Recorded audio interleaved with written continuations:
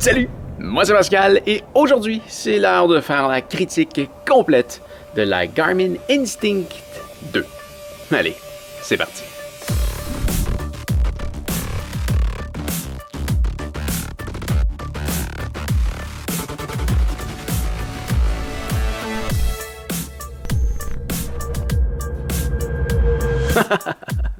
Ah oui, j'avais bien hâte de venir t'en parler de cette fameuse Instinct 2. Je te rappelle que la Instinct 1, c'est un modèle que j'ai adoré. C'est pas un modèle que j'utilise moi personnellement, mais j'ai toujours trouvé que comme modèle d'entrée de gamme, en termes de prix, pour ce qu'elle est capable de livrer, c'est une montre que je recommande fortement. Alors, est-ce que je peux toujours en dire autant de la Instinct 2? Eh bien, c'est ce qu'on va voir dans les prochaines minutes. Avant de commencer, je veux dire que la vidéo va être très longue parce qu'on va voir ça point par point. J'ai un guide de critique très complet, donc la montre a passé au travers de ce guide de critique et on va passer ça point par point ensemble. Alors, si jamais tu vas aller voir un point directement, c'est quelque chose qui t'inquiète par rapport à l'achat, il y a quelque chose que tu te questionnes, regarde dans la ligne de temps juste en bas, tout est chapitré, alors tu peux aller directement au point que tu veux, ou si jamais je parle de quelque chose qui ne t'intéresse pas, n'hésite pas à passer au chapitre suivant, je ne serai pas fâché.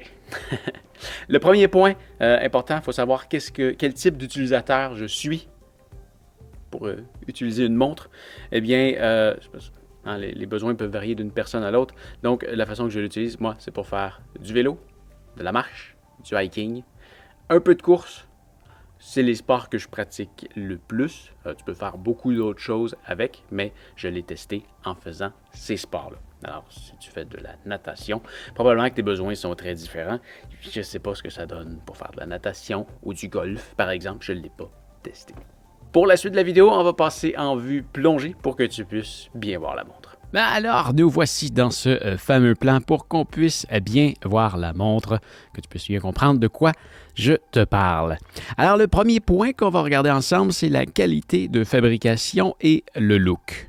Eh bien, le look, c'est vraiment personnel. Personnellement, je la trouve beaucoup plus belle que l'ancien modèle, ou disons beaucoup moins LED. Je trouve que ça ressemble au genre de montre que tu peux acheter chez Walmart, pas trop cher. Mais bon, ça c'est vraiment un goût personnel. C'est pas le type de montre que j'aime. Je préfère les montres un peu comme celle-ci. C'est la Epix. C'est beaucoup mieux travaillé, beaucoup plus chic, beaucoup de matériaux de meilleure qualité. Parlant justement de qualité de fabrication, eh bien, bon, le terme utilisé pour le matériel qu'on retrouve tout autour de la montre par Garmin, c'est Fiber Reinforced Polymer. Donc, de la fibre de polymère renforcée. Mais on va se le dire, au toucher et quand tu le regardes, le premier terme qui te vient à la bouche, c'est du plastique. C'est une montre. Est-ce que c'est du plastique? Je ne sais pas. Ça feel comme du plastique. C'est de la fibre de polymère renforcée.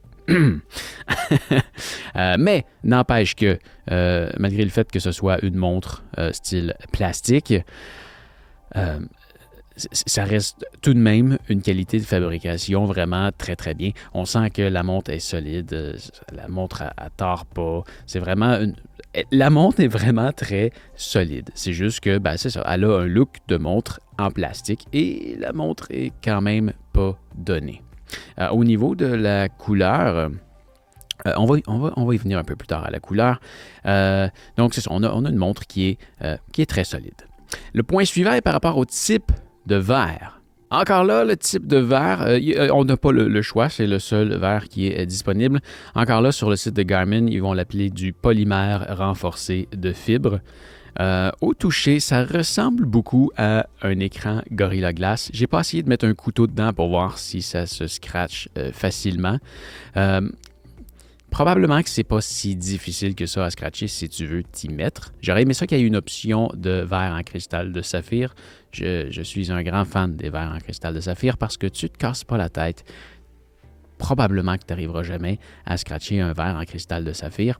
Mais là, quand même, comme tu peux voir, le verre est tellement renfoncé derrière la lunette que c'est pas très grave que ce soit pas le matériel le plus résistant aux égratignures. Le verre est tellement profond que les chances que tu accroches quelque chose, à moins que tu arrives avec quelque chose qui va frapper directement dedans. Souvent, ce que tu vas accrocher avec ta montre, c'est des cadres de porte, ce genre de choses-là. À moins que tu arrives avec un coin dedans, là, tu vas sûrement arriver à la scratcher. Mais c'est ça, pour une utilisation générale, quand tu vas accrocher ta montre quelques fois par jour sur quelque chose, eh bien, probablement que ça ne fera pas rien parce que tu vas juste accrocher ta lunette. Maintenant, en termes de choix de modèles, on a quand même une belle variété. Il y a 20 modèles de montres différents. Tes deux premiers choix vont être d'avoir le modèle 40 ou 45 mm. Celui-là, c'est le modèle à 45 mm. Tu vas avoir aussi l'option, donc c'est vraiment une option de format, de taille de montre. Et attention, les chiffres que je vais te donner un peu plus tard, ça c'est toujours par rapport à la montre que j'ai testée. Ensuite de ça, tu vas avoir le choix entre avoir la charge solaire ou non. Sur celle-ci, j'ai la charge solaire et il va aussi avoir trois versions. Il y a la version standard, donc la version de base. Il y a la version camo qui a, dans le fond, une peinture de camouflage, c'est tout. C'est tout ce qu'elle a. Tu as aussi une édition surf qui est faite pour les gens qui font du surf, avoir des couleurs aussi un peu différentes, avec quelques options spéciales pour le surf. Et tu vas aussi avoir l'option Diesel, D-E-Z-L, qui est faite pour les camionneurs. Je ne sais pas exactement ce qu'elle a de spécial, mais elle est dédiée pour les camionneurs. Et enfin, il y a l'édition Tactical, celle-ci, l'édition tactique, qui est faite pour les militaires. Personnellement, je n'ai pas pris celle-ci pour les fonctions militaires qu'elle a. Je l'ai pris simplement parce que c'est le seul modèle qui se fait dans le noir. Si on y va dans l'édition standard, ce qui se rapproche le plus du noir, c'est cette couleur-ci. Ça, c'est la Instinct 1. Personnellement, je trouve la couleur affreuse, hideuse, dégueulasse. J'ai été vers le modèle tactique simplement pour avoir la version noire qui est, à mon avis, beaucoup plus belle. Mais tu peux aussi avoir des couleurs beaucoup plus flash. Je pense que du rouge, du jaune, du bleu, il y en a d'à peu près toutes les couleurs. On va ensuite parler de la précision du GPS et là, j'ai vraiment rien à dire. Ça fonctionne super bien. Je marche du bon côté de la rue, je repasse sur mes pas. J'ai l'air d'être toujours sur mes pas. C'est certain que comme n'importe quel appareil GPS, il peut avoir une légère déviation, mais ça fonctionne bien partout, dans la rue, à basse, à haute vitesse, dans la forêt. Je suis toujours les chemins. Si je vais regarder sur la carte après, je suis jamais loin en dehors du sentier. Des fois, peut-être un petit peu à côté, mais non, le GPS fonctionne super bien. Ensuite de ça, on va parler du capteur cardiaque à l'arrière. Et encore là, c'est un capteur cardiaque qui fonctionne super bien. Je mets mon pouce dessus juste pour essayer de l'allumer. On devrait peut-être pouvoir voir éventuellement une lumière verte allumée. C'est le nouveau, voilà. Il devrait s'éteindre assez rapidement. C'est la dernière génération de capteurs cardiaques de chez Garmin. Ça fonctionne super bien, encore une fois. J'ai des mesures cardiaques qui me semblent toujours très raisonnables. Tu vois, si on regarde sur ma Epix, juste en ce moment à l'arrière, tu vas voir, là on parle d'une montre à près de 2000 $ canadiens. Et tu vois, c'est exactement le même capteur cardiaque qui est à l'arrière. Donc, même chose. Super bien.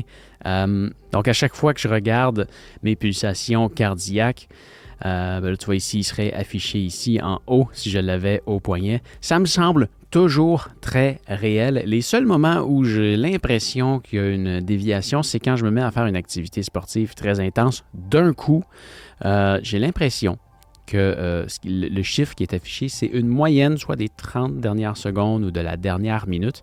Alors, ça me donne l'impression qu'il y a un délai entre le temps que, disons que je sais pas, je pompe à 60 et je me mets à pomper à 150. Je trouve que ça monte peut-être trop progressivement versus ce que c'est réellement. Mais à part ça, là, si tu es dans une activité physique intense depuis un certain temps, le chiffre que tu vas avoir me semble toujours très réel. On va ensuite parler de la fonction lampe de poche. Et oui, il y a une lampe de poche là-dessus. Si tu maintiens le bouton de contrôle en haut et que tu viens sur la lampe de poche, ça va te donner un écran blanc comme celui-ci. En ce moment, ça a l'air totalement ridicule, mais si tu es dans un environnement qui est totalement noir, je ne sais pas, par exemple, si tu veux l'utiliser la nuit pour t'éclairer quand tu vas aux toilettes, ou si tu es pris sur un sentier de nuit, c'est nuageux, il n'y a pas de lune, il n'y a rien, il fait vraiment noir, ça va pouvoir t'aider à percevoir les éléments sur le sentier. Tu ne verras pas bien, mais ça va t'aider. C'est une super belle option. Et en ce moment, on n'en voit rien parce que j'ai 2 gros spots de lumière qui éclairent directement sur la montre. Mais oui, ça met un fond d'écran blanc et ça met le rétroéclairage de la montre au maximum. C'est certain que ça n'a absolument rien à voir avec ce qu'on retrouve maintenant sur la série Phoenix 7X et Tactix, que quand on appuie sur le bouton ici, on a une réelle lampe de poche. Maintenant, tu la vois bien et tu vois que ça l'éclaire pour de vrai. Ça n'a rien à voir, mais reste quand même que c'est une fonction qui est super agréable à voir sur une montre. On va ensuite parler de l'indépendance de la montre et c'est quelque chose que j'adore de chez Garmin. C'est exactement la même chose pour toutes les montres chez Garmin à ma connaissance, du moins tous ceux que j'ai testés. La montre est totalement indépendante. Oui, il y a une application. Oui, avec l'application, tu peux aller faire certaines modifications. Par contre, la montre est indépendante. Ça veut dire que si tu veux, par exemple, tu vois ici, on est sur l'écran d'accueil. Si je veux la modifier, je crois que je peux le faire sur la montre, mais je ne suis même pas certain. Mais je crois que oui, maintenant, depuis les nouvelles générations. Mais ce que j'aime, c'est que je peux aller ici dans mon menu. Désolé, la montre est en anglais. On va aller la mettre en français. Je vais venir dans Système langue et je vais sélectionner le français. Comme ça. Apply. Et je vais zoomer un petit peu comme ça pour qu'on puisse mieux voir. Il y a un petit délai. Est-ce que j'ai cliqué dessus? Oui, voilà. Donc, on est maintenant en français. Donc, tu vois, si je m'en viens dans le menu ici, dans le cadran de la montre, je peux choisir le type de cadran que je veux avoir. Et si je sélectionne ici, je peux faire personnaliser. Et là, tu vois ici, j'avais le cycle de la Lune, mais je peux modifier les informations que je veux voir là-dessus. Et toutes les informations, tu vois là, c'est le capteur cardiaque, l'élévation. Je peux vraiment choisir toutes les informations que je veux avoir. Je n'entrerai pas en détail là-dessus. Ça, j'ai des tutoriels qui sont disponibles qui te montrent comment faire, mais tout est personnalisable à même la montre. C'est le même principe quand tu viens démarrer une activité. Tu vois, si je suis en vélo, ici, là, tu vois ici, j'ai ma vitesse moyenne, la distance, l'heure, et là, j'ai d'autres informations que je ne vois pas, mais si je viens dans les options, pas d'entraînement, on va aller dans paramètres de vélo, écran de données. Tu vois, à partir d'ici, je peux changer toutes les informations qui sont affichées sur la montre. Donc, la montre est totalement indépendante d'une application, d'un ordinateur, d'un téléphone ou de n'importe quoi. La montre n'a pas besoin de rien, elle fonctionne par elle-même. La seule chose que tu pourrais perdre, par contre, c'est que tu vois ici, ça m'indique la météo. Ça dit qu'il fait présentement 23 degrés à l'extérieur. Et tu vois, si je viens voir dans mes widgets ici, je suis capable d'avoir la météo à venir. Ça, la montre, pour ça, est dépendante du téléphone et de la géolocalisation du téléphone et de la connexion Internet du téléphone. À part ça, je ne crois pas qu'il y ait aucune autre fonction qui est dépendante de la connexion au téléphone. La montre est totalement indépendante. Ce qui nous amène au prochain point qui est par rapport à la résistance à la désuétude. Et encore là, c'est excellent simplement à cause du dernier point de son indépendance. Non, pas juste à cause de ça. Je l'ai dit un peu plus tôt, la montre me semble d'être de très bonne qualité. J'ai pas peur de frapper dessus. Je le ferai peut-être pas avec un marteau, mais j'ai pas peur de la cogner. La montre est très solide. En termes de matériel, elle me semble être une montre qui est bâtie pour durer. Mais ce qui est très rassurant aussi, c'est qu'en termes de logiciel, c'est une montre qui est bâtie pour durer aussi parce qu'elle n'est pas dépendante de quoi que ce soit d'autre. Si on y va avec la compétition, donc que ce soit chez Suunto, Polar ou Coros, leurs montres sont dépendantes de l'application. Donc, si la compagnie fait faillite et que l'application n'est plus disponible, tu te retrouves avec une coquille vide, ce qui n'est pas le cas ici parce que la montre est totalement indépendante. Donc, point vraiment très important, je trouve, à l'achat d'une montre à considérer. Le point suivant est par rapport à est-ce que c'est possible de renverser la montre? Qu'est-ce que ça veut dire? Tu vois, la montre ici est faite pour être portée sur le poignet gauche. Tu peux utiliser les boutons avec ton pouce ici, monter, descendre, sélectionner. La montre est réfléchie pour être utilisée sur le poignet gauche et être manipulée de la main droite. Je trouve ça un peu poche pour un gaucher qui voudrait porter sa montre sur le poignet droit. Il devrait la porter, je veux dire, dans le même sens et là, contrôler avec l'index. C'est un peu à l'envers. C'est probablement pas si pire que ça, mais la montre a été réfléchie pour être utilisée avec le pouce et l'index. Peut-être un peu le majeur aussi. Mais c'est ça. Ça aurait été bien qu'on puisse la renverser et qu'un gaucher puisse utiliser la montre de la même façon qu'un droitier sur l'autre poignet.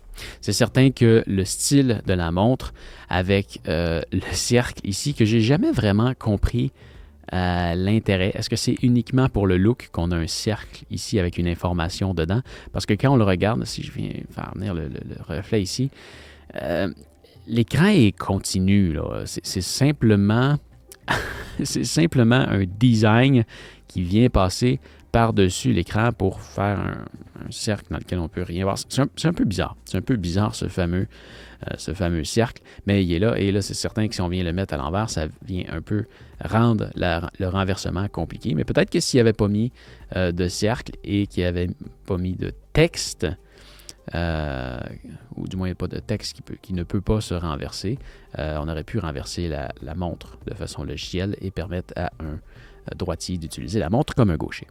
De toutes les montres que j'ai testées jusqu'à présent, seul Coros permet de renverser ces montres. On va ensuite parler de la quantité de sport disponible dans la montre. Donc, on appuie sur le bouton ici pour démarrer une activité sportive. Là, c'est certain qu'on va voir mes activités sportives que j'ai mis dans la montre. Donc, on a le vélo, la marche, la course à pied, la natation en piscine, la musculation, le ski, snowboard, expédition, oxymètre de pouls. Ça, c'est pour savoir la quantité d'oxygène que tu as dans le sang, la navigation. Et on peut ici en ajouter. Alors, on va voir la liste de sports disponibles. Multisport, on va y revenir bientôt. Tactique, je ne sais pas c'est quoi, Jump Master, je n'en suis jamais servi. Me suivre, projet, waypoint. Et voilà, on commence à voir les modes de sport. Donc, course de trail, course de tapis, course virtuelle, course sur piste, circuit intérieur, randonnée, ascension, vélo de salle. Et là, je vais continuer à les passer rapidement. Tu es capable de lire. Il y a quand même une certaine quantité de sports. Il y a des montres qui en ont beaucoup plus. Mais quand même, on a une quantité de sports disponibles relativement intéressante. Et ce qui est bien, c'est qu'ils sont tous dans la montre. Tu n'as pas besoin d'en synchroniser. Tu ne peux pas, mettons, avoir une limite de 10 sports disponibles dans ta montre et tu dois passer ton temps à échanger contre les sports que tu veux. Tu ne te casses pas la tête, ils sont tous là. Et si jamais ils ne sont pas là, ben, tu peux toujours aller sur Autre et te créer un mode sportif. Tu peux faire autant de modes de sport que tu veux. J'en ai probablement créé 2 ou 3. Je n'ai pas été plus loin que ça, mais je ne crois pas qu'il y ait de limite, là. Probablement que si tu veux en créer 20, il n'y a pas de problème. On va ensuite parler du mode multisport qui est super bien fait. En fait, il y a 2 façons d'avoir accès au mode multisport. Tu vois, si je viens de démarrer une activité ici, que je viens dans multisport, je peux choisir si je veux faire un triathlon, un biathlon, un enchaînement, un swimrun ou personnalisé. Dans personnalisé, je pourrais lui donner un nom là, avec le clavier comme ça. Donc, on l'appelle juste comme ça pour les besoins de la chose. Et là, on va choisir la première activité. Donc, disons, on va faire du vélo. La deuxième activité, ça va être la natation à piscine. Et ensuite, on va faire de la marche. Et je pourrais aussi rajouter un 4e sport si je veux. Tiens, on va faire du ski. Et on va terminer ça avec du course de trail. Voilà. On a 5 activités, donc c'est la limite. On a 5 activités ici. Est-ce qu'on veut activer une période de transition ou non? Ça veut dire que quand tu finis ta première activité, tu vas appuyer sur Je crois qu'on met... Là, je suis plus certain. Je pense qu'on met en pause et on dit passer à la suivante. Là, je suis plus certain. Il faudrait le tester.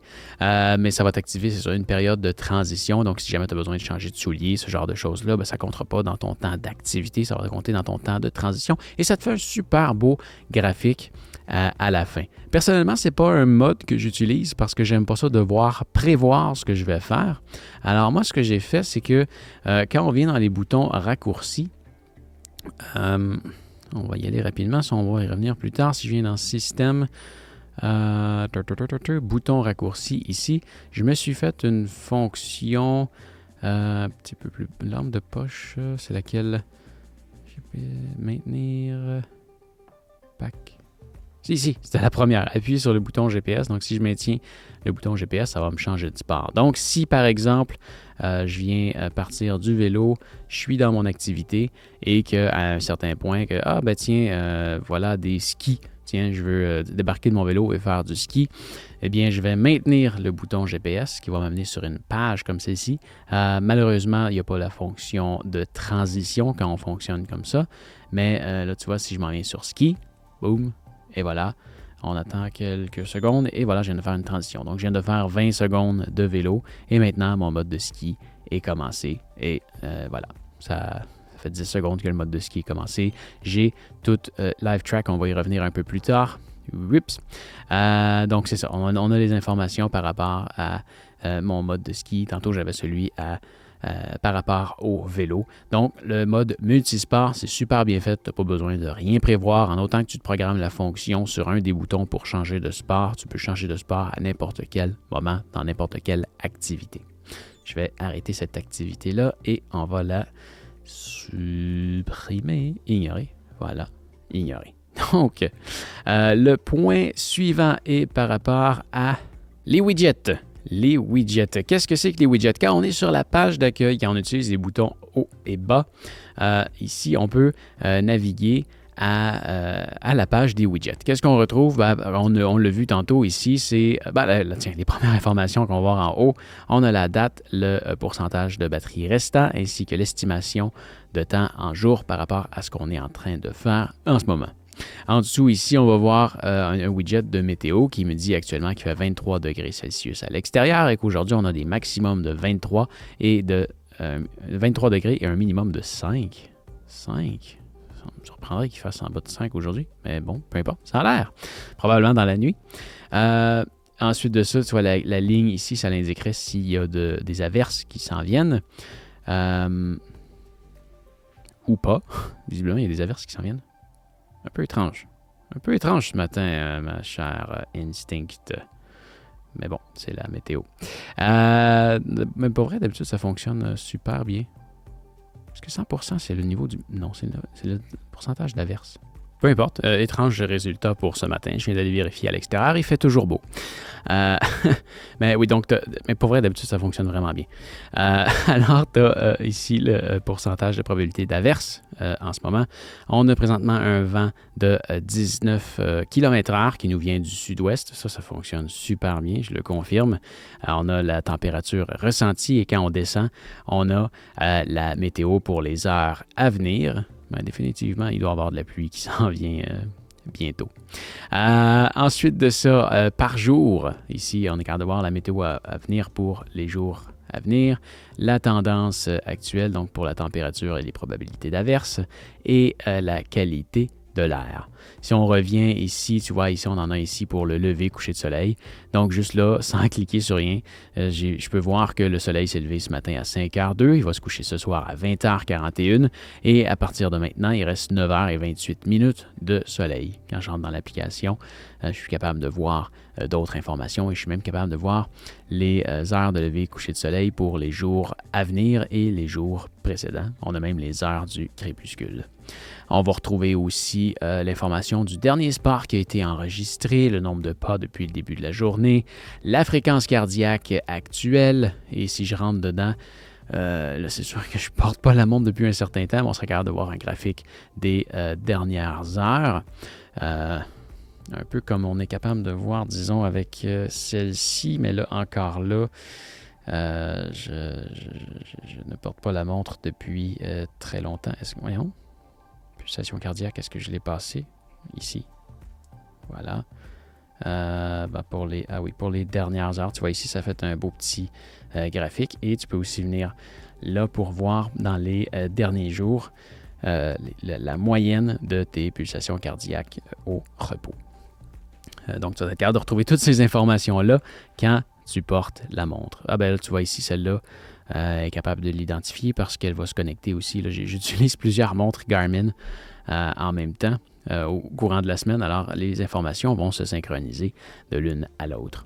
Ici, c'est ta batterie corporelle.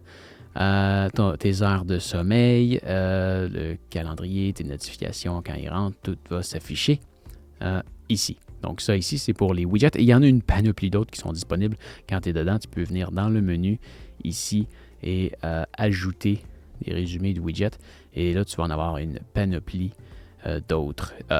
ABC qui est très intéressant. Donc si tu rentres sur celle-là ici, c'est une boussole qui t'indique dans quelle direction tu pointes. Donc, ici, tu vois, on va à 333 degrés. On a ici l'altitude actuelle. Et là, oui, ça vient de varier de 1 mètre. C'est la pression atmosphérique qui change. Ça reste quand même, ça garde tout de même une altitude très stable. Là, tu vois, on est comme en 2 points, là, entre 91 et 92. J'ai pas besoin de la recalibrer souvent. On est bel et bien, si je ne me trompe pas, ici à 91 mètres. L'information est bonne et elle fait un très bon travail à juger la différence entre la pression atmosphérique et les gains en élévation. Elle fonctionne super bien, même si en ce moment, on voit que ça varie beaucoup, mais je pense que réellement, il y a une averse qui s'en vient. Alors, c'est ce qui va la faire jouer beaucoup plus. Qu'est-ce qu'on va retrouver d'autre ici? Si je veux ajouter un résumé, altimètre, aperçu de santé, baromètre, calories, compas, dernier parcours, bref, il y a plein d'autres options que tu peux faire apparaître ici. Si tu veux même savoir le nombre de respirations que tu fais par minute, j'ai aucune idée comment la montre est capable de le détecter à ton poignet, mais oui, elle le fait. Ton niveau de stress, ta température. Température, c'est la température de la montre, donc ça fonctionne si tu la laisses sur le bureau et que tu ne l'utilises pas, sinon la montre est réchauffée par ta chaleur corporelle. Ensuite de ça, il y a aussi les options de contrôle. Donc, quand on maintient le bouton ici, on a accès à d'autres choses comme la lampe de poche. On peut éteindre la montre, activer le mode économie d'énergie. Donc là, tu vois, il me resterait 21 jours de batterie, mais si je l'active, il m'en resterait 52. Et ça, c'est avec 80% de batterie. On peut modifier le rétroéclairage rapidement à partir d'ici, activer le mode ne pas déranger, verrouiller les touches, activer le mode de musique, rechercher mon téléphone. Ça, c'est une fonction que j'adore. Mon téléphone est un peu plus loin sur le bureau, mais c'est quelque chose que j'utilise à chaque fois que je cherche mon téléphone. Je me casse pas la tête, je viens dans l'application ici sur la montre, je clique ici et tu devrais l'entendre au loin. Et voilà, mon téléphone sonne et ça me permet de le retrouver très facilement. Ça ici, c'est des fonctions qu'on a uniquement sur le modèle tactique, donc le modèle militaire. Donc le mode nocturne, vision nocturne, c'est fait pour être regard. Ça l'active en fait un rétroéclairage très très faible qui permet de bien voir la montre avec des lunettes de vision nocturne. Le mode furtif va tant qu'à lui désactiver toutes les antennes de la montre pour pas que tu sois repérable par l'ennemi. Et va aussi faire en sorte que ça n'enregistre pas tes déplacements sur la carte. Tu vas peut-être capable de voir où est-ce que tu es, mais tu ne seras pas capable d'avoir un suivi de où est-ce que tu es passé. Portefeuille, de mon côté, ça ne fonctionne pas. Tu peux connecter ta carte de crédit dessus et payer avec ta montre. Par contre, ça te prend une banque qui est compatible avec les services de Garmin Pay. Et au Canada, je crois qu'il y a une seule ou 2 banques qui le sont. Et ce n'est pas les banques avec lesquelles je fais affaire.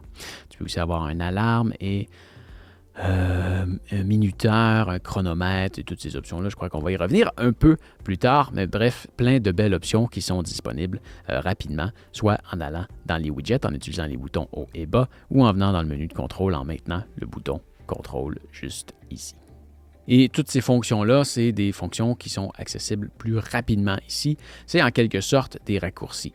Donc, j'ai passé tantôt très rapidement par-dessus musique. Je trouve ça inutile de venir le chercher à partir d'ici parce que c'est super bien fait. Il y a un raccourci qui fait en sorte que quand tu maintiens le bouton ici en bas à gauche, tu tombes, peu importe où est-ce que tu es, dans l'application de musique.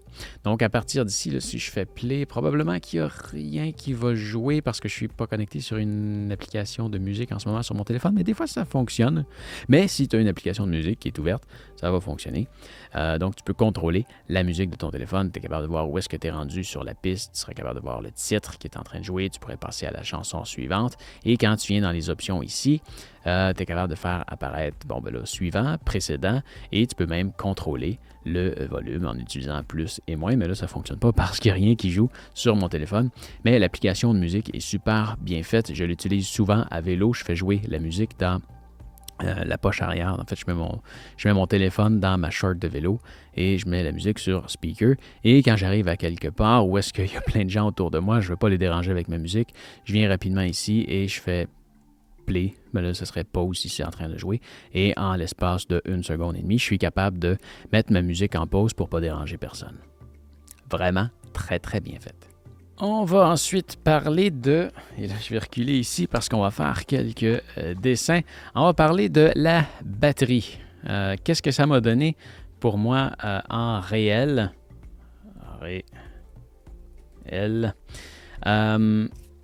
Donc, sur ma première charge, j'ai utilisé, attention, j'ai le modèle à 45 mm. Donc, si tu as le modèle à 40 mm, les chiffres vont être inférieurs. Donc, sur cette montre-là, j'ai pu, en une seule charge, utiliser la montre pendant 8,5 jours. Durant ces 8,5 jours-là, donc j'ai utilisé la montre en mode 24 heures. Donc, je l'avais toujours au poignet. Ça veut dire qu'elle calculait mes pulsations cardiaques, mes pas, mes respirations et toutes ces choses-là. Et pendant ces 8,5 jours-là, j'ai fait 1017 minutes d'activité en GPS. Donc, c'est ce qui va gruger le plus de batterie. Et ça, 1017 minutes de GPS, c'est l'équivalent de 17 heures de GPS. Donc, quand même, beaucoup. C'est vraiment surprenant de pouvoir porter une montre intelligente qui est capable de te donner des notifications, calculer tes pulsations cardiaques, tes pas, ta batterie corporelle, de monitorer ton sommeil, de regarder l'oxygène de ton sang, tout ça en continu. Bon, l'oxygène de ton sang, elle ne le regarde pas en continu, mais bref, elle fait quand même tout ça, plus les notifications qui viennent de ton téléphone et toutes ces choses-là pendant 8 jours et demi. Mais qu'en plus, là-dessus, j'utilise 17 heures de GPS dans les 8 jours et demi, c'est vraiment exceptionnel pour une montre aussi petite. C'est vraiment excellent. Ensuite de ça, les estimés, ça veut dire que si tu utilises la montre seulement comme montre intelligente, tu devrais avoir environ 28 jours de batterie. Donc, tu branches ta montre, tu la remplis, tu utilises la montre en mode montre intelligente sans utiliser GPS, tu vas avoir 28 jours de batterie. Si tu l'utilises en mode GPS, les estimés donnés par Garmin sont de 30 heures. Je n'ai pas testé de démarrer la montre en mode GPS et de regarder qu'est-ce que ça donne 30 heures plus tard, mais de ce que je peux en voir, les estimés de Garmin sont toujours assez réels. Tu pourrais potentiellement augmenter de 30 heures jusqu'à 48 heures si tu utilises le mode solaire. Pour le mode montre intelligente en mode solaire, tu devrais pouvoir tomber avec une énergie infinie et c'est ce que Garmin déclare. Je trouve que c'est un peu exagéré, la quantité de soleil que ta montre doit absorber par jour pour que ça fonctionne, ça n'arrivera probablement jamais, à moins que tu travailles à l'extérieur vraiment tous les jours, que ta montre ne tombe pas en dessous de ta manche et que c'est très ensoleillé à tous les jours. J'ai de la misère à croire que c'est réalisable. Mais oui, si tu reçois beaucoup de soleil à tous les jours, oui, tu devrais pouvoir avoir une charge infinie sans jamais devoir la brancher. Tu peux recharger ta montre uniquement au solaire. En mode écono, Là, tu devrais pouvoir avoir 65 jours avec une charge pleine. Et là, j'ai pas de misère à croire en mode écono que tu peux vraiment avoir une charge infinie. Mais une montre comme ça, en mode écono, c'est un peu stupide. Ça l'affiche l'heure et c'est pas mal tout. Pourquoi j'ai mis un 8 écono? Donc voilà pour la charge de la batterie. Point suivant, les températures recommandées d'utilisation de la montre sont... donc, en mode utilisation, on va parler de moins 20 degrés Celsius jusqu'à 60. Ça ne veut pas dire que tu ne peux pas aller à moins 30, mais c'est pas recommandé. Mais je crois pas que c'est inquiétant. Lorsque tu veux recharger ta montre, les températures recommandées sont entre 0 degrés Celsius et 45 degrés Celsius. Et pour la charge solaire, ça va se faire entre 0 et 60 degrés. Attention, si tu tombes à moins 10, par exemple, la charge solaire devrait être techniquement désactivée. On va ensuite parler de la lisibilité de l'écran. C'est quelque chose qui fonctionne super bien dans la plupart du temps. La montre, c'est certain, à l'œil, elle se lit encore mieux dans tous les angles. Tu vois, comme ça, à l'œil, je suis capable de lire plus loin qu'avec la caméra. C'est certain que la caméra fait en sorte que ça coupe, mais c'est ça. On peut lire la montre dans à peu près tous les sens super bien. On n'a pas besoin d'être dans une pièce très éclairée. Quand c'est sombre, on voit quand même aussi bien. Il y a toujours aussi le rétroéclairage, donc tu fais un petit clic ici, là encore là, il y a beaucoup trop de lumière dans la pièce, ça ne paraît pas, mais ça va activer le rétroéclairage, tu vas être capable de bien voir. Le seul défaut, c'est quelqu'un qui m'a fait réaliser ça, et je crois qu'il m'avait dit que c'est uniquement sur le modèle tactique. Je n'ai pas pu tester sur les autres modèles, car c'est le seul que j'ai eu en main, mais je l'ai réalisé en faisant du vélo. C'est comme si l'écran était installé dans le mauvais sens. Il y a une espèce de polarisation qui se fait voir lorsque le rétroéclairage est activé. Donc, tu vas le remarquer seulement si tu l'utilises de nuit. Et que tu regardes la montre vers le bas, comme ça. Donc, par exemple, quand je suis en vélo, mon poignet et ma main est placée comme ça sur mon guidon. Et quand je veux voir l'heure, je fais juste tourner un petit peu comme ça. Et là, je dois vraiment tourner très loin pour être capable de le voir de face parce que quand je regarde dans cet angle-là, je suis incapable de le voir. Je vois qu'il y a comme une espèce de filtre blanc qui s'allume dans mon écran qui m'empêche de voir l'heure. Et étrangement, comme la personne m'a fait remarquer, si je la regarde dans l'autre sens, là, je vois super bien. Donc, c'est comme si l'écran avait été posé à l'envers sur les modèles tactiques ou peut-être toutes les Instinct. Je n'ai pas pu vérifier sur les autres, mais c'est le seul défaut que je peux mentionner par rapport à l'écran de la montre parce que sinon, on la voit très très bien tout le temps, sauf peut-être là parce que j'ai mis mes doigts dedans. Voilà. Mais sinon aussi, il y a une fonction super agréable à utiliser sur le rétroéclairage qui fait en sorte que quand tu fais un mouvement comme ça vers le haut, tu es capable de voir. Ça peut activer lorsque le soleil est couché et pendant que tu es dans une activité, si tu veux. C'est vraiment tout personnalisable. Tu vois, si je viens dans les options ici, système rétroéclairage, tu vois, j'ai l'option lors d'une activité, l'utilisation générale et pendant le sommeil.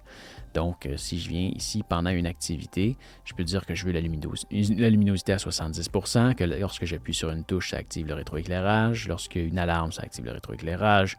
Même chose pour le mouvement, c'est ce que je te disais quand tu fais le mouvement comme ça et combien de temps je vais l'avoir allumé. Donc, ça, c'est super bien fait. Tu as toutes ces options-là pour les 3 modes qui étaient pendant une activité, en utilisation générale et pendant la nuit.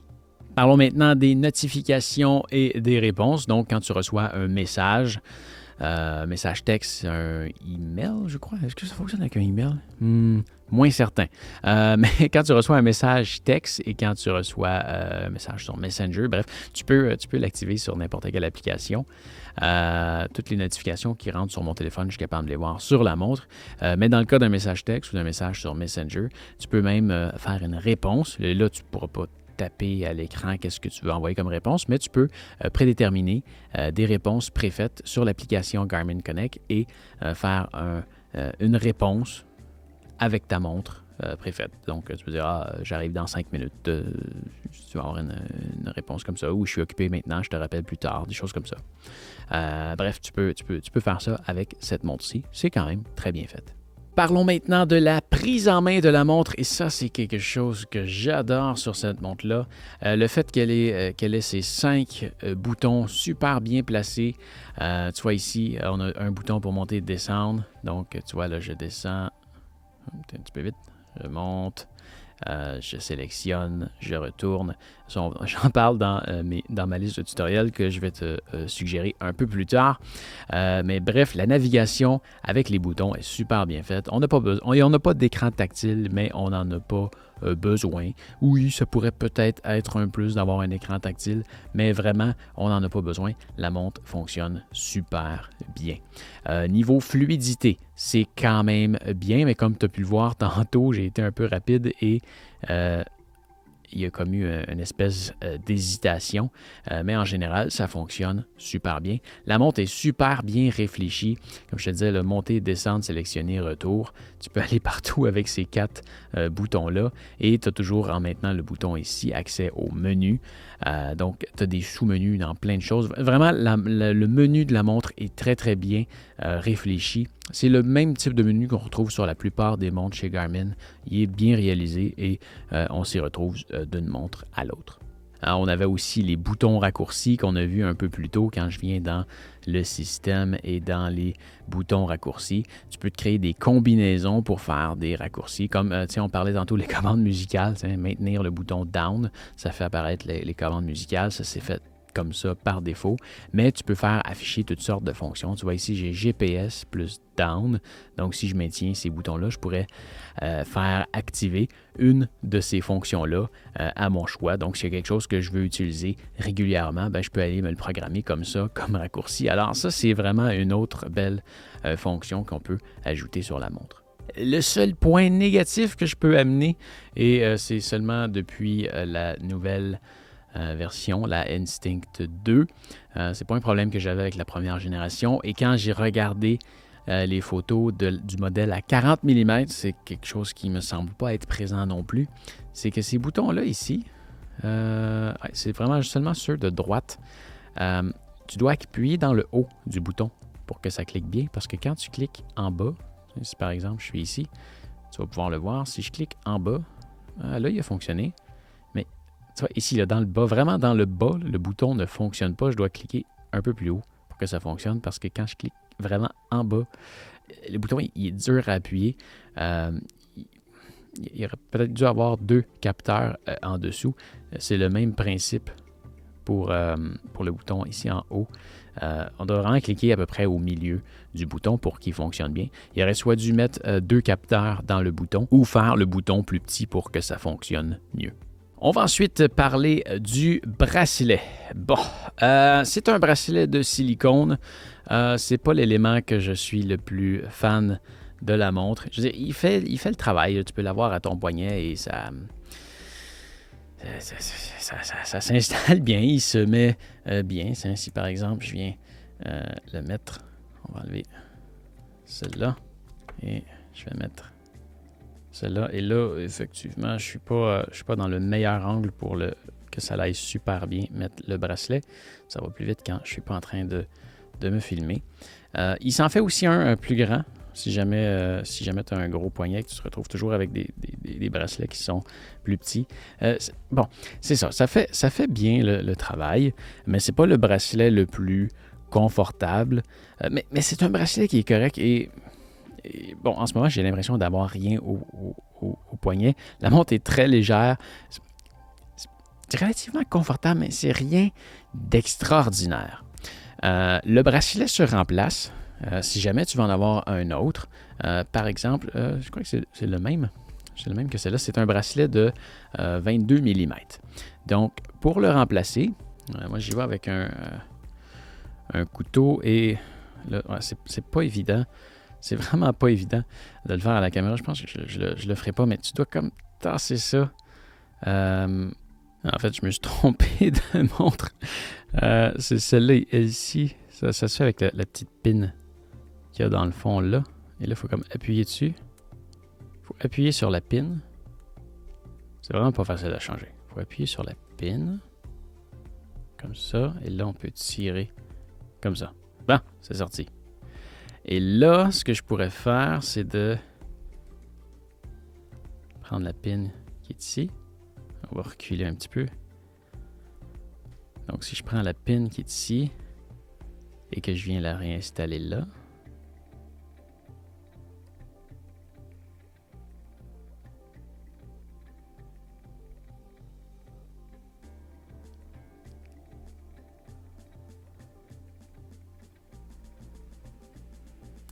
comme ça.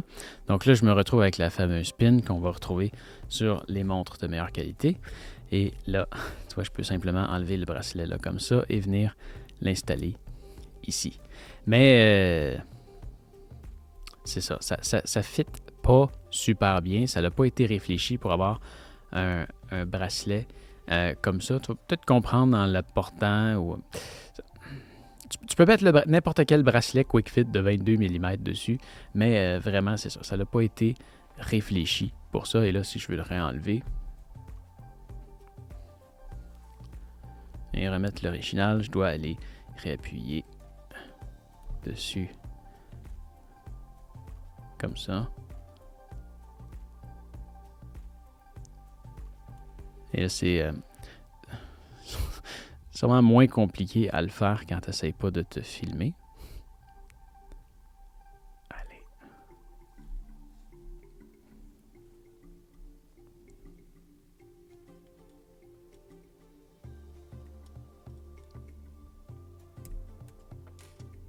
Bon, puis là, ma pin, elle vient de partir super loin.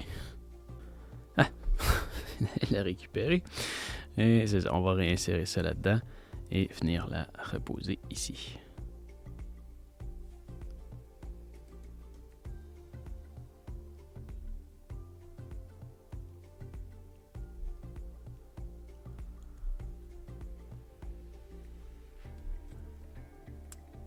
Mais bref, tout ça pour dire que oui, tu peux remplacer le bracelet. En fait, le bracelet est très ordinaire. Oui, tu peux le remplacer, mais probablement que tu n'aimeras pas vraiment le résultat que ça va donner. Tu vois, le type de bracelet qui est utilisé, c'est un type de bracelet que quand tu déposes ta montre, ça garde cette fameuse forme-là. La montre est réfléchie pour accueillir ce type de bracelet-là et non comme ceux des autres montres, comme on peut voir ici, que quand on la dépose, ben, le bracelet il va juste dans la direction qu'on veut. Et non, il n'est pas pris comme ça, comme dans le cas de celle-ci. Je peux pas l'ouvrir, il va toujours se refermer, contrairement à celle-là, elle va tomber. De retour à la montre, on va ensuite parler de ma confiance en l'exactitude des données. Ben, un peu comme je disais un peu plus tôt, là, tout fonctionne bien. L'altimètre fonctionne toujours très bien. Le GPS fonctionne très bien. Le capteur cardiaque à l'arrière fonctionne aussi toujours très bien. Alors, non, vraiment, tu as un appareil, une montre qui va te donner des données précises auxquelles tu peux te fier. On va ensuite parler de la résistance à l'eau. Et si on regarde à l'arrière, est-ce que c'est inscrit? On a une résistance de 10 ATM. Est-ce qu'il est écrit quelque part? Ah oui, il est écrit juste ici. Là, il est inscrit à 100 mètres ici. Tu vois ici, Taïwan. Fait en Taïwan. Et 100 mètres, donc c'est sa résistance à l'eau. C'est un grade de 10 ATM. Donc ça, ce que ça veut dire, c'est que oui, tu peux aller faire de la plongée jusqu'à 100 mètres avec ta montre. Donc c'est très étanche. Mais ça veut aussi dire que tu n'as pas à t'inquiéter si jamais il pleut. Tu peux prendre ta douche avec, tu peux te baigner avec, tu peux plonger avec et tu peux même faire des activités sportives sur l'eau rapide. Ça veut dire du ski-doo, du ski nautique. Tu peux aussi faire du surf. Il n'y a aucun problème. On va ensuite parler de cartographie et de navigation. Là, c'est certain que c'est plus limité quand on compare avec ses grands frères, donc Epix, Tactic, Phoenix. Il n'y a pas de cartographie dedans. En fait, tu vas avoir une cartographie qui va être vide. Si je m'en viens ici dans expédition peut-être ou naviguer. Retour au point de départ. Bref, tu vas être sur un écran complètement blanche et tu vas avoir une petite flèche comme ça qui va se déplacer et qui va faire un tracé pour te montrer où est-ce que tu es passé, mais tu ne seras pas capable de voir les rues, tu ne seras pas capable de voir les rivières, les degrés d'élévation et toutes ces choses-là. Tu vas simplement voir où est-ce que tu es passé et tu vas être capable de revenir sur tes pas ou de repointer ton point de départ pour t'en aller en ligne droite vers ton point de départ. Donc, c'est un bel outil. C'est quelque chose qui m'a sauvé la vie à 2 reprises. Pas avec cette montre-ci, mais le même type de navigation avec une autre montre. Dans le temps, c'était une Suunto. Ça fonctionne très, très bien. Ça m'a sauvé la vie 2 fois. C'est un bel outil à avoir, mais c'est ça. Tu n'auras pas de cartographie complète avec tous les détails de la carte sur cette montre-ci. Par contre, tu peux aussi t'enregistrer des trajets et suivre le tracé. Donc, tu vas être capable de voir quand est-ce que ça tourne, mais tu ne pourras pas voir que c'est à un coin de rue. Tu vas juste pouvoir voir que tu es rendu à un endroit et qu'à cet endroit-là, tu dois tourner. Niveau entreposage, il y a un truc qui est vraiment génial et j'en reviens pas à chaque fois que je dois en parler parce que c'est pas une fonction qui est disponible dans la plupart des montres des compétiteurs, mais tu peux éteindre ta montre. Tu t'en viens ici dans les contrôles, tu viens sur le logo éteindre et voilà, la montre est éteinte.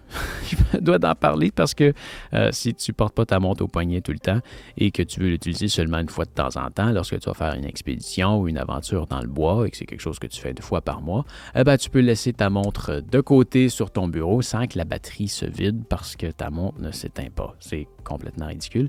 Mais oui, cette montre-ci s'éteint et ça prend à peu près 30 secondes pour que la montre se rallume et qu'elle soit prête à utiliser. On va ensuite parler de la taille de l'écran sur la taille de la montre. C'est bizarre un peu. Tu vois qu'il y a quand même une certaine quantité d'espace perdu. Il se fait vraiment pire. Hein? Chez certains compétiteurs, il se fait vraiment pire. On a quand même une taille d'écran raisonnable qui aurait pu être mieux, mais tout de même raisonnable. Mais où ça se gâche, c'est vraiment avec leurs fameux ronds qui ont été mettre là. Je ne sais pas pourquoi est-ce qu'ils ont été mettre un rond là, et comme tu le vois là, il est vraiment physique et c'est un écran qui est en dessous et tu peux le voir, si tu viens naviguer ici, tu vois, je veux dire, ça dit qu'on est ici sur météo, c'est bien, ça me donne rien de... Ah oui, ça dit que c'est partiellement ennuagé, ok, mais tiens, si je viens ici, tu vois, là, j'ai une information qui est un peu inutile. Je sais que c'est le logo du widget ABC, mais je n'ai pas besoin de l'avoir là pour le savoir. Mais ça fait en sorte que tu vois que quand tu te déplaces, tiens, tu vois, dernier spa, ça me dit que c'est une marche, OK. Tu vois, je ne suis plus capable de lire l'information qui est en haut et le fait aussi que l'écran soit comme... Tu vois, si l'écran avait continué un peu plus loin, on serait capable encore de lire dernier sport, mais là, on voit juste dernier sport. Et là, quand je me déplace comme ça, c'est ça, ça vient cacher le widget du dessus. Je crois que le rond aurait... Je veux dire, s'il est là seulement pour le style, je crois que le rond aurait peut-être pu être virtuel dans l'écran plutôt que d'être réellement physique. Là, je trouve que ça crée une limitation dans l'écran de la montre dans certaines occasions. Je comprends que c'est le style de la montre. C'est comme là, ça paraît bien. On a le cycle lunaire dans cet encadré-là. C'est une division d'informations.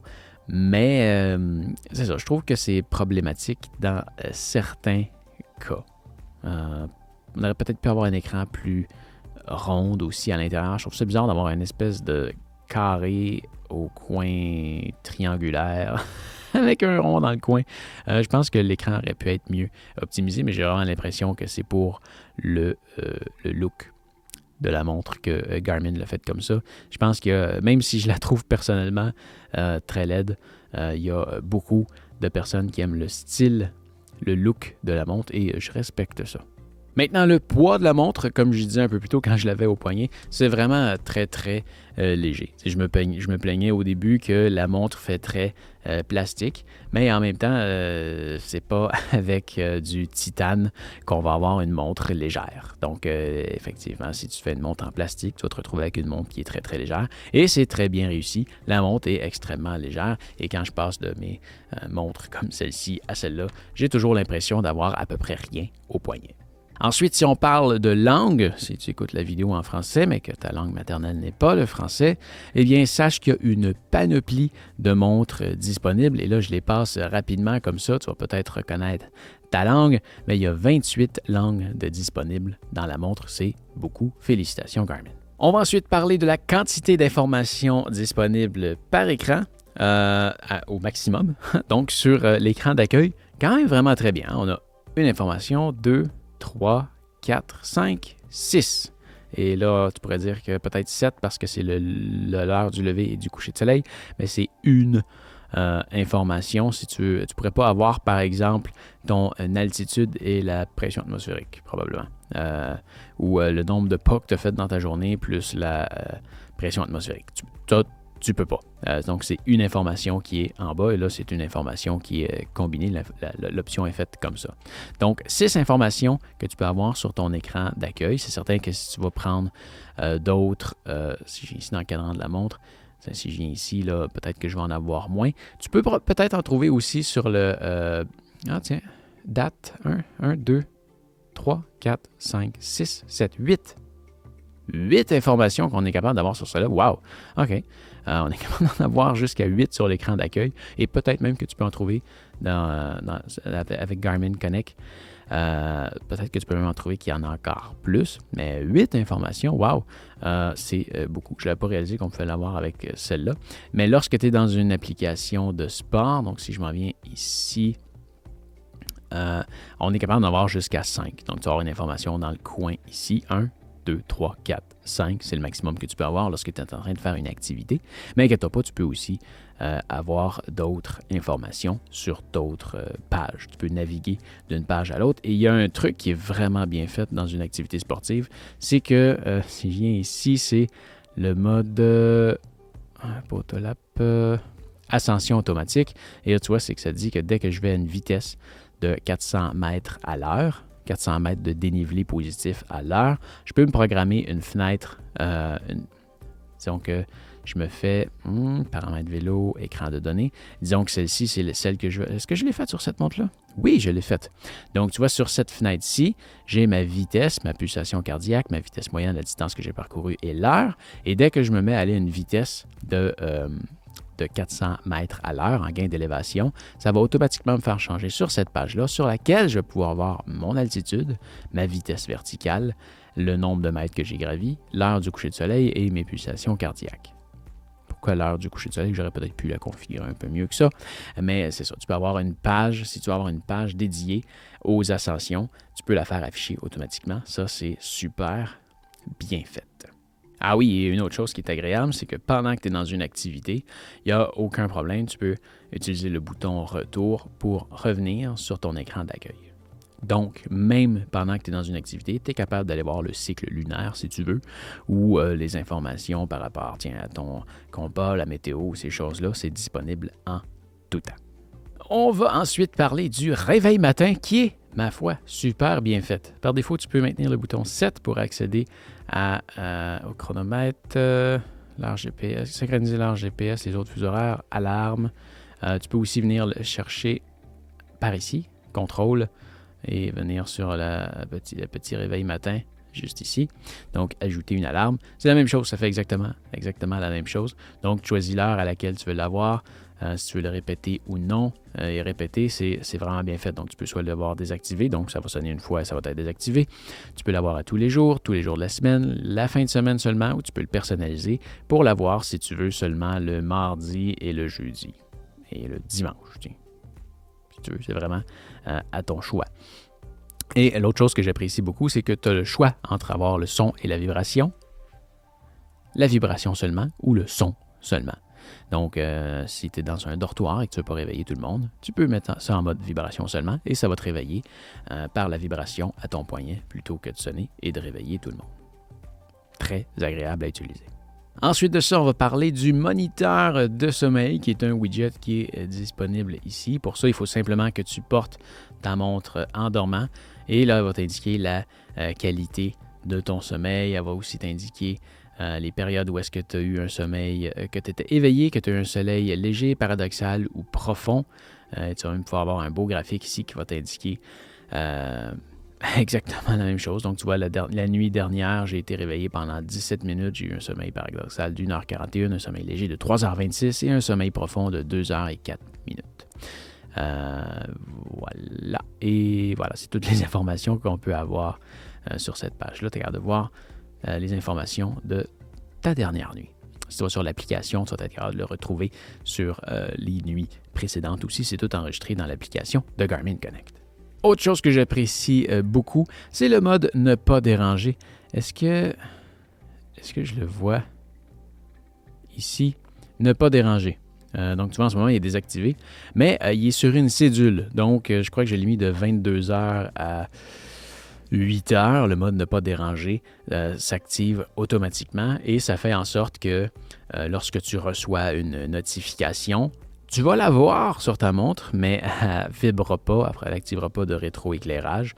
Donc, si, je ne sais pas, tu te couches plus tard, tu viens qu'à te connecter sur le site de ta banque et que ta banque t'envoie un message texte pour entrer un code sur leur site web et que tu es en mode ne pas déranger, mais que ton téléphone est loin et que tu veux quand même voir le code, ben tu t'attends à recevoir de quoi, tu regardes ta montre et tu vas voir l'information rentrer sur ta montre.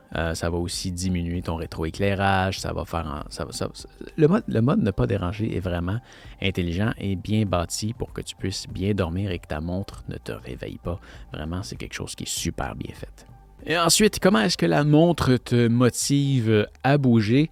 Elle ne fait rien d'extraordinaire pour te motiver à bouger. Personnellement, c'est un élément qui me motive à bouger simplement parce que je réussis à enregistrer mes activités, que je suis capable d'aller les revoir et que ça ajoute un côté de gamification aux activités sportives.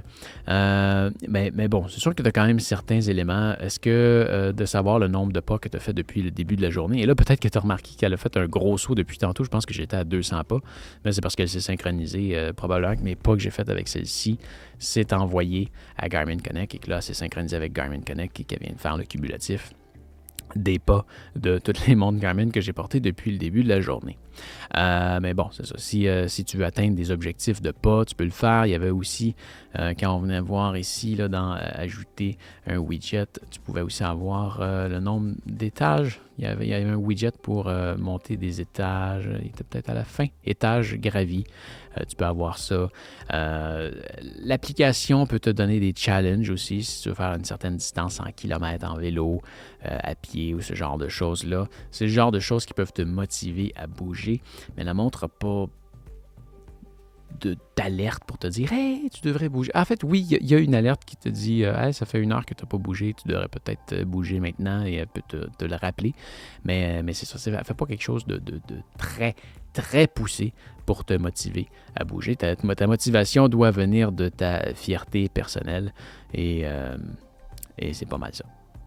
On peut parler aussi de l'altimètre baromètre qu'on a vu un peu plus tôt qui bougeait un peu trop à mon goût, étrangement. Mais l'altimètre baromètre fonctionne très très bien. Tu vois, je ne l'ai pas ici. Je peux aller l'ajouter. En fait, oui, je l'avais dans ABC. Mais donc, oui, c'est un altimètre qui est basé sur le baromètre. Donc, lorsque la pression atmosphérique varie, ça fait changer l'altitude de la montre et c'est ce qu'on veut. C'est ce qu'on veut lorsqu'on a une montre GPS. Quand on utilise seulement les GPS pour faire l'altimètre, ça vient souvent fausser les données. Si tu veux avoir un bon indice à savoir est-ce que tu as une bonne montre, est-ce que tu as un bon altimètre baromètre dans ta montre, pars de chez toi, va faire un tour, va faire beaucoup d'élévation et reviens au même endroit. Si ton nombre de mètres gravis est descendu et à peu près le même, disons à 1% près, c'est que tu as un très bon altimètre baromètre et c'est ce qui arrive avec cette montre-ci. La plupart du temps, j'ai exactement le même nombre de mètres gravis que de descendus. Sinon, ça risque de varier de 1 à 3 mètres sur 500 mètres. C'est vraiment excellent. Bon, le prix maintenant. Le prix. Je ne sais pas si tu te souviens, au début, je te disais que la Instinct de première génération est une montre que je recommandais très fortement, et ce, à cause de son prix, à cause de ce qu'elle peut faire pour son prix. Je ne vais pas te dire de prix dans la vidéo, tu peux aller voir dans mes liens juste en dessous. Je ne vais pas les dire parce que les prix varient d'un moment à l'autre, d'un pays à l'autre et d'une année à l'autre. Alors, on va voir dans mes liens dans la description si tu veux voir le prix. Mais ce que je peux te dire, c'est que le premier modèle de la montre est toujours disponible, beaucoup moins cher. C'est certain que le nouveau modèle fait quelques trucs de plus, tout est plus fluide, on est capable de voir un peu plus d'informations. Oui, le nouveau modèle est mieux que l'ancien. Par contre, je trouve que le nouveau modèle est beaucoup plus cher que l'ancien et je trouve que ça vient mettre la montre à un prix auquel tu peux te dire, je vais peut-être mettre un peu plus d'argent et me payer une Phoenix ou une Tactix. Non, la Tactix, c'est quand même cher, mais tu peux te payer une Phoenix de format petit. En fait, ça, c'est le gros modèle. Il y a une grosse différence de prix, là. On parle de plus du double du prix, mais si tu y vas avec un modèle Phoenix de base, tu vas pouvoir faire beaucoup plus de choses pour un peu plus d'argent. La première génération de montres était tellement, mais tellement moins chère et elle faisait une bonne partie de ce que la Phoenix faisait. Je trouvais ça très intéressant comme montre pour le prix, mais là, on est rendu c'est une montre qui est pas donnée et ça reste une montre en plastique. Alors, n'en demeure pas moins que c'est une excellente montre. Je pense qu'elle vaut son prix, mais elle tombe dans une gamme de prix où est-ce que personnellement, je me dirais, je vais aller me chercher une montre de meilleure qualité, faite avec des matériaux de meilleure qualité, avec un système de bracelet que je peux remplacer facilement. Ça, en passant, c'est la Garmin Fenix 7X avec un bracelet de Garmin Tactix. Donc, c'est ça. Je trouve que... Pensez-y. Je la recommande. La vidéo n'est pas finie, on va parler encore d'autres choses, là. Mais pensez-y. Excellente montre. C'est une montre en plastique. Personnellement, je mettrais un peu plus d'argent pour aller chercher une Phoenix, parce que c'est ça, tu vas te retrouver avec une plus belle interface, une plus belle montre, un bracelet que tu peux changer plus rapidement. Au niveau de la batterie, c'est certain que c'est quand même vraiment excellent ce que tu vas retrouver, surtout avec le modèle solaire ici. Une Phoenix, c'est quand même aussi très très bon là dans le modèle, entre le modèle S de la Phoenix et celle-là, je ne saurais pas dire lequel dure plus longtemps. J'ai l'impression que la Instinct va durer un peu plus longtemps. Mais tu vas aussi te retrouver avec la cartographie sur cette montre-là. Très intéressant. Hein? Je pense qu'on ne peut pas comparer le modèle Phoenix 7X avec celle-là. Là. On est vraiment dans une autre gamme. La montre est plus grosse, d'autres matériaux, gros écran, lampe de poche. Lampe de poche, tu ne l'as pas sur les plus petits modèles. Mais oui, Phoenix 7S versus Garmin Instinct 2. J'y penserais à aller vers une Phoenix plutôt que la Instinct. Donc, encore une fois, pour résumer, excellente montre, prix justifié, mais très près de quelque chose de vraiment mieux. On va ensuite parler de la complexité ou la facilité d'utilisation.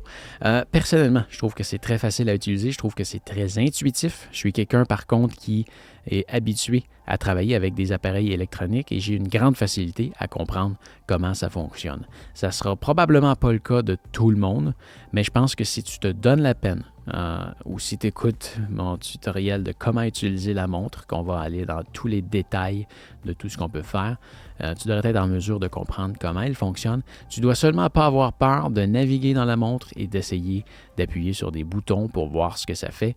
Tes possibilités sont pratiquement infinies de tout ce que tu peux faire avec la montre. Mais c'est ça, il ne faut pas que tu aies peur de te promener dedans. Probablement que la plupart des utilisateurs vont utiliser environ 10% des capacités de la montre et vont passer à côté de 90% des autres fonctions, soit parce qu'ils n'en ont pas besoin, soit parce qu'ils ont peur d'appuyer sur un bouton pour les utiliser. Mais tout est simple, hein? Monter, descendre avec up and down, sélectionner, revenir et maintenir le bouton ici pour accéder au menu. Il y a des sous-menus, il y a des sous-sous-menus. Tu peux vraiment personnaliser ta montre comme tu veux. Si c'est quelque chose qui te fait peur, une montre qui est ultra personnalisable, Tu n'as pas à en avoir peur, tu n'es pas obligé de la personnaliser. Tu peux faire comme si tu avais une montre de base qui ne te permet pas de faire toutes ces personnalisations-là et de l'utiliser comme ta montre est livrée sans jamais rien modifier. Ça va fonctionner aussi. Donc, c'est ça. Très bon choix. Très bon choix de montre qui va te donner énormément de possibilités si tu veux les utiliser. Au niveau de la compatibilité des connexions, qu'est-ce qu'on va retrouver comme antenne à l'intérieur de la montre si tu veux connecter d'autres appareils comme un capteur cardiaque, un podomètre, des choses comme ça? Eh bien, tu peux connecter tout appareil Bluetooth ou ANT+. Donc, si tu as encore un vieux capteur cardiaque ANT+, tu peux le connecter dessus sans problème. Et pour le Bluetooth, on va parler de Bluetooth Smart. Bien sûr, tu ne peux pas connecter tes écouteurs là-dessus. Je crois pas. Est-ce que tu peux connecter tes écouteurs là-dessus? J'en doute. Tu ne peux pas écouter de musique, alors je vois pas pourquoi tu pourrais connecter des écouteurs. C'est probablement juste le Bluetooth Smart, mais j'ai un doute. Ah, tiens, on va aller voir. En fait, ça serait dans... non, ça serait... Accessoire. Fréquent. Bon. Non, voilà, c'est tout ce qu'on peut. C'est tout ce qu'on peut ajouter. Capteur et accessoires. Donc, ajouter nouveau. Et tu peux rechercher soit un moniteur de fréquence cardiaque, de vitesse, de puissance, un accéléromètre, VIRB, je ne sais pas c'est quoi, tempo, feu, radar, écran étendu. Feu, je pense que c'est les lumières de Garmin que tu peux connecter en arrière de ton vélo. Radar, écran étendu, RD pod. InReach. InReach, c'est les GPS. Les GPS de Garmin que tu peux connecter dessus. Un tracker de chien et un entraîneur intelligent. Donc, pas d'écouteurs que tu peux brancher là-dessus. Voilà, c'est confirmé. Le point suivant est concernant le connecteur USB, qui est un connecteur que j'adore. Oui, c'est peut-être un connecteur propriétaire. La montre est étanche jusqu'à 100 mètres, alors c'est excusable. Probablement que si on mettait un port USB-C à l'arrière, ça créerait un certain problème. D'où la nécessité d'avoir un connecteur propriétaire. Mais ce que je respecte chez Garmin, c'est qu'ils ont été mettre le même connecteur sur toutes leurs montres. Et le connecteur est super bien fait. Donc, c'est ce fameux fil-là ici que tu peux connecter de n'importe quel côté parce qu'il est pareil des deux côtés. Et quand on vient l'installer ici, l'autre chose que j'aime, c'est que c'est ça, il ne prend pas beaucoup de place. C'est très solide. Tu peux shaker la montre comme tu veux. C'est très, très, très solide. Ça ne bouge pas. Le fil, il ne prend pas beaucoup de place. On ne se ramasse pas avec une espèce de grosse pince ou quoi que ce soit. Donc, le fil ne prend pas de place. C'est très solide. Vraiment, vraiment très bien fait comme fil. Bravo, Garmin. Merci de garder le même fil depuis si longtemps. On l'aime beaucoup. Il va super bien. Au niveau des options de synchronisation, donc lorsque tu as terminé une activité, si tu veux l'envoyer vers Garmin Connect ou ensuite la synchroniser vers Strava, tu as deux options. Donc, c'est soit de connecter ta montre à ton téléphone par Bluetooth avec l'application Garmin Connect. Ça se fait vraiment instantanément quand tu termines ton activité. C'est une question de secondes. Je pense qu'à chaque fois que je termine une activité, à moins que j'aie fait une activité de 8 heures, ça prend à peu près 10 secondes. L'activité est rendue dans mon téléphone. Et là, si j'ai fait une activité de 8 heures, ça va peut-être prendre 30 secondes. C'est rien de terrible. Et l'activité va être synchronisée. Si tu n'as pas de téléphone, encore là, c'est là que le fil USB vient en compte. Tu vas pouvoir connecter ta montre à Garmin Express sur ton ordinateur, Windows ou Mac, aucun problème. Et ta montre va se synchroniser à Garmin Connect et ou Strava, si tu le souhaites. Je le rappelle, la vidéo que tu es en train de regarder, c'est une vidéo de critique et non un tutoriel. Si tu veux avoir accès au tutoriel de la montre, il y en a peut-être certains qui vont avoir été faits avec l'ancien modèle. C'est quand même très similaire, mais j'ai aussi il y a aussi une vidéo très complète sur l'utilisation de la montre. Mais bref, tu peux aller sur la playlist juste ici. Il y a tout plein de tutoriels sur les montres Garmin Instinct. Ça devrait pouvoir te donner un très bon coup de main. On va parler maintenant de Live Track. C'est une option qu'on a vue tantôt au début quand j'ai démarré une activité. Quand je démarre une activité, c'est quelque chose que tu peux synchroniser. Ça t'a besoin de ton téléphone pour aller le faire. Et c'est une option qui est intéressante parce que quand je démarre une activité, je partage la localisation, ma géolocalisation avec certains membres de ma famille pour qu'ils puissent savoir où est-ce que je suis rendu. Donc, si jamais il m'arrive quelque chose, ils savent où est-ce que je suis rendu. Ou si jamais, je sais pas, ils veulent savoir s'ils m'attendent pour manger, ben, ils peuvent savoir si je suis en route pour rentrer ou je suis vraiment trop loin, puis ils peuvent manger tout de suite. Une belle option intéressante, le Live Track, ça s'active à partir de ton téléphone. Et ensuite, à chaque fois que je pars une activité, ça démarre le Live Track. Je peux le désactiver comme je veux. C'est vraiment, tu l'arranges comme tu veux. Mais très, très belle option. Ils peuvent te suivre à partir de leur téléphone ou sur un écran, sur une page web. Très bien faite. Parlant d'application, il y a une application sur le téléphone, mais il y a aussi une application sur une page web. Donc, si tu veux te préparer des itinéraires sur un grand écran, c'est possible de le faire sur ton ordinateur si tu n'aimes pas ça le faire à partir d'un petit écran de téléphone. Et toutes tes activités, tu peux aller les regarder directement sur la page web ou sur ton téléphone. C'est vraiment à ton choix. Avant-dernier point, le service à la clientèle. Ça pourrait être mieux. C'est pas mauvais.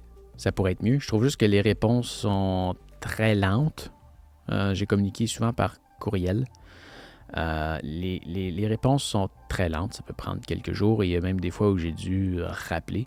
Mais j'ai quand même toujours fini par avoir du service. Alors, je peux pas vraiment chialer.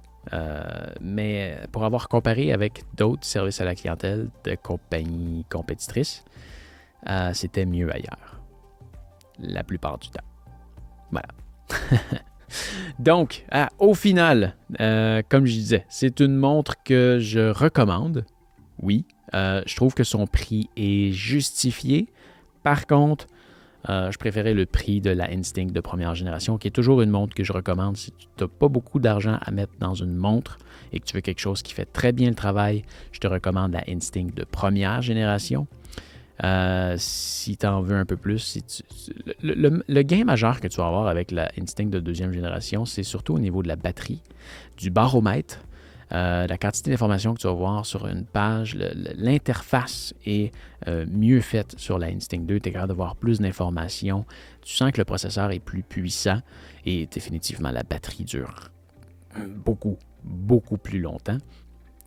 C'est plus d'argent, par contre, et c'est tellement plus d'argent que, rendu là, je considérais une Phoenix plutôt qu'une Instinct. Mais là, c'est un choix personnel. Mais est-ce que c'est une bonne montre? Oui. Est-ce que je te la recommande? Oui. Est-ce que tu vas en avoir pour ton argent? Oui. Mais tu pourrais en avoir plus pour un peu plus cher. Il ne faut pas oublier ce fameux détail-là. Mais c'est ça, n'en demeure pas moins que c'est une excellente montre que je recommande sans hésitation, à moins que tu sois prêt à mettre un peu plus d'argent. Pour ce qui est de l'achat, il y a des liens dans la description. Peu importe où est-ce que tu es dans le monde, ça va t'amener vers un magasin ou une liste de magasins qui tiennent le produit. Si tu veux l'acheter en passant par ces liens-là, je t'en remercie. Je touche une commission lorsque tu suis le lien et que tu achètes la montre. Ça te coûte le même prix, mais je fais une commission. Alors vraiment, si tu l'utilises, je t'en remercie. Ça m'aide à acheter d'autres montres pour faire des belles critiques comme celle que tu viens de regarder. Alors voilà, ça fait le tour pour aujourd'hui. J'espère que tu as apprécié la vidéo. Si tu as besoin d'aide pour trouver le produit en ligne, tu peux toujours regarder avec mes liens dans la description. N'oublie pas non plus de me laisser un pouce en l'air et de t'abonner à ma chaîne pour me retrouver plus facilement la prochaine fois que tu as besoin de voir une critique sur un certain produit. Allez, fais attention à toi et à bientôt. Salut!